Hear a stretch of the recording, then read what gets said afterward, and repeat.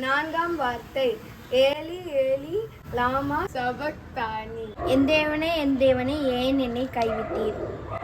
பெரும் இரட்சகருமாகிய இயேசு கிறிஸ்துவின் நாமத்தினாலே பீஸ்ஃபுல் மினிஸ்ட்ரி சார்பாக உங்களை சந்திப்பதில் மிகுந்த மகிழ்ச்சி அடைகிறேன்.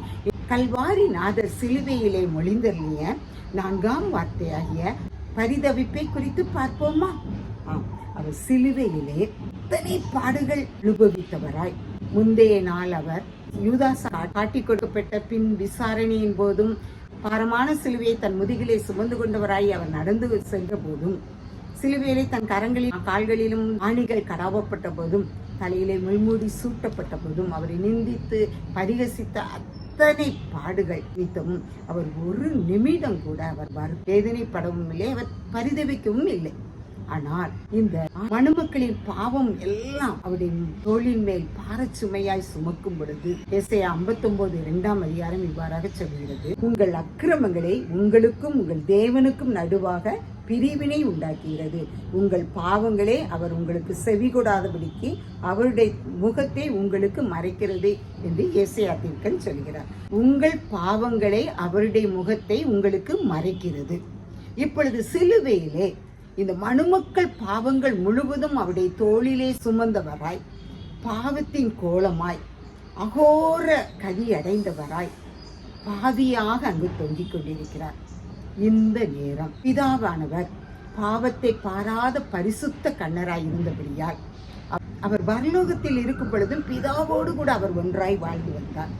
பூவுலகத்துல மனுக்குலத்துக்காக மன்னிப்பை சம்பாதிக்க ஆட்டுக்குட்டியானவராக அவர் சிலுவையிலே அறையப்படும் வரையும் அவர் பிதாவோடு சம்பாசித்தவர்களாக, பிதாவோடு ஒன்றாக இருந்தவராக, அவர் தனித்த நிலைமையை அடையாதவராக காணப்பட்டார்.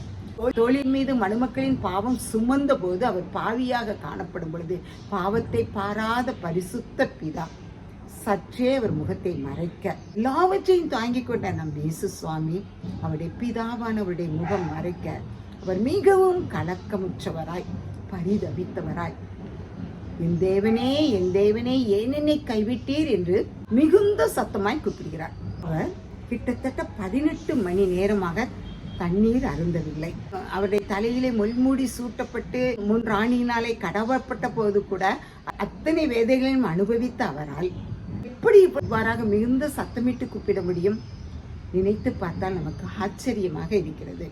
அவருடைய ஆத்மீக பிரகாரமாக அவருடைய கண் எப்பொழுதும் தன் தகப்பனை பார்த்து கொண்டே இருந்தபடியால், பிதாவை கண்ணோக்கியதாய் காணப்பட்டபடியால், பிதாவின் முகம் மறைக்கப்பட்ட பொழுது அவரால் தாங்கனா வேதனையுற்றவராய், சிலுவை பாடு அவருக்கு பெரிதாக ஒன்றாத வண்ணமாக பிதாவின் முகம் மறைக்கப்பட்டதால் அவர் என் தேவனே என்று கதறி செல்கிறவராக காணப்படுகிறார்.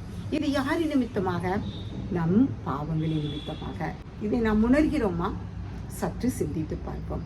அன்று எகிப்திலிருந்து இஸ்ரவேல் ஜனங்களை மீட்டுக்கொண்டு வருவதற்காக மோசே எவ்வளவோ பார்வானிடம் போராடி பார்த்தார். கடைசியாக ஆண்டவர் என்ன செய்தார்? 10 வாதைகளை எகிப்து தேசத்துக்கு அனுப்பினார். அதில் 9வது வாதையாக இஸ்ரவேல் ஜனங்கள் தங்கியிருந்த தேசத்துக்கு காரிருள் ஏற்படவில்லை. ஆனால் எகிப்து ஜனங்கள் தங்கியிருந்த அவர்கள் தேசம் முழுவதும் 3 நாட்கள் காரிருள் காணப்பட்டதாக காணப்பட்டது. ஏன்? பார்வோனின் மன கடினத்தின் நிமித்தமாக, இஸ்ரவேல் ஜனங்களை அனுப்பாதது நிமித்தமாக ஆண்டவர் 9வது வாதையாக 3 நாட்கள் காரிருள் காணச் செய்தார். இன்று சிலுவையிலே இயேசு சுவாமியின் பாவ மனிதனாக நமக்காக அவர் சிலுவையிலே பாவமாக காணப்பட்டபடியால், மரத்திலே தூக்கப்பட்ட எவனும் சபிக்கப்பட்டவன் என்று சிலுவையிலே சாபமாக நமக்கு தொங்கிக் கொண்டிருக்கிறபடியால், நீதிபரராயிருக்கிற பிதாவானவர் பாவத்தின் நியாயாதிபதியாக அங்கே பாவத்தின் அகோரம் அவன் சமூகத்தில் இருந்து அவர் கைவிடப்பட்டவராய் தனித்து காணப்பட்டபடியால் அவர் இந்த வார்த்தையை ஏலி ஏலி லாமா சபக்தானி என்று சொல்லுகிறவராக காணப்படுகிறார். குடும்பத்தை விட்டு, நம்முடைய இனபந்தங்களை விட்டு, நம்முடைய சமூகத்தை விட்டு தள்ளப்படுவோமே ஆயின், இல்லை நமக்கு அன்பான நண்பர்கள் நம்மிடத்திலே பேசாமல் முகம் திருப்பிக் கொண்டு காணப்படுவர்களே ஆயின், நம்முடைய உள்ளான மனம் எவ்வளவாய் தத்தளிக்கிறது. பிதாவும் அவரும் ஒன்றாய் இருந்தவர்கள் இந்த பாவத்தின் நிமித்தமாக பிதாவின் முகம் அவருக்கு மறைக்கப்பட அவர் அத்தனையாய் வேதனையற்றவராக கதறி செல்கிறவராக காணப்படுகிறார். பிதாவானவர் அவரை நாம் மீட்படைவதற்காக அவர் பாவமறியாத அவரை பாவமாக்கினார். அதே பிதாவானவர் பாவத்தை பாராத பரிசுத்த கண்ணராய் இருப்பதினால் இந்த நேரம் அவருடைய முகத்தை மறைத்துக் கொள்கிறார்.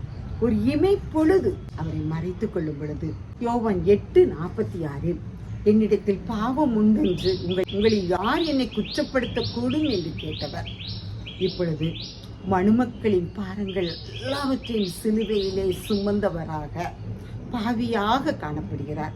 இந்த சூழ்நிலையில்தான் அவர் பரிதவித்தவராக என் தேவனே ஏன் என்னை கைவிட்டீர் என்று சொல்லுகிறார். அவருடைய தவிப்பின் வார்த்தையை நாம் புரிந்து கொள்ள முடியுமா?